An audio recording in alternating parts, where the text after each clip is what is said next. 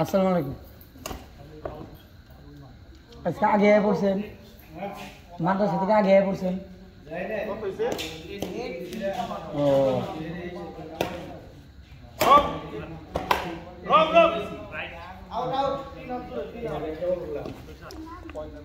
মঙ্গলবার পরীক্ষা তো এসবেরও কইছি আপনার কোন দিন 10টা বেজে গেছে। হ্যাঁ